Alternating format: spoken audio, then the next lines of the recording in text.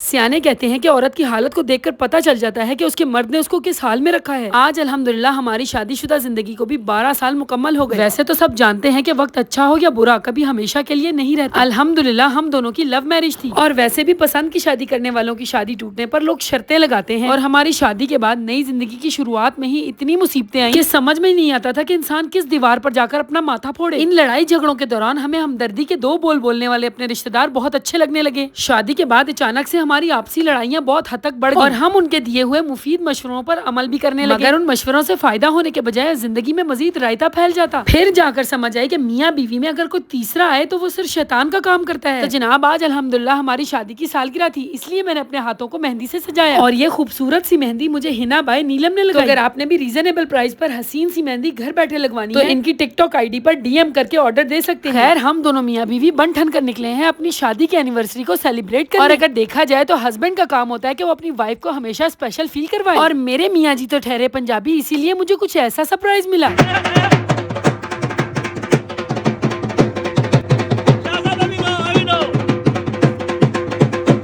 کیونکہ ضروری نہیں کہ اپنا پیار جتانے کے لیے آپ کا شریک حیات آپ کو سونے کے کنگن ہی پہنائے۔ ہمارا ماننا تو یہ ہے کہ رزق دینے والی ذات صرف رب کی ہے۔ اگر آپ کے گھر میں کھانے کے لیے صرف چٹنی بھی ہے نا، اور میاں بیوی میں محبت ہے، تو یقین جانو آپ جنت میں رہتے ہو۔ اس بات کے اپوزٹ اگر آپ کا ہسبینڈ آپ کو سونے کے نوالے دیتا ہے مگر آپ سے بے وفائی کرے اور بات بے بات آپ کو ذلیل کرے، تو یقین جانو وہ سونے کے نوالے اور سونے کا محل آپ کے لیے کسی جہنم سے کم نہیں۔ لو جی، میں نے اینیورسری کے گفٹ کے طور پر اپنے ہسبینڈ صاحب سے 1 عدد سوٹ ہدیہ آیا، اور پھر اپنے دل کے ہاتھوں مجبور ہو کر میں نے کراکری ڈپارٹمنٹ کا چکر لگایا، کیونکہ جب بھی کوئی مرد اپنی بیوی پر خرچہ کرتا ہے تو میرا پیارا رب اس کو اور نوازتا ہے۔ اسی لیے اپنے رب کے باندھے ہوئے اس انمول بندھن کو مزید حسین بناؤ، اور اگر آپ کے رشتے میں بھی کوئی تیسرا رازدار شیطان موجود ہے تو اسے آج ہی ہٹاؤ۔ خیر میری تو اپنے رب سے دعا ہے کہ وہ مجھ سمیت میری تمام بہنوں کے نصیب اچھے کرے، اور مرتے دم تک ہم خواتین کے سر پر ان کے شوہر حضرات کا سایہ ہمیشہ قائم رہے۔ اگر آج کا منی ولاگ پسند آیا تو لائک شیئر کامنٹ کے ساتھ ساتھ سیدہ عزیزہ علی ولاگز کو فالو اور سبسکرائب کرنا مت بھولنا۔ فی امان اللہ۔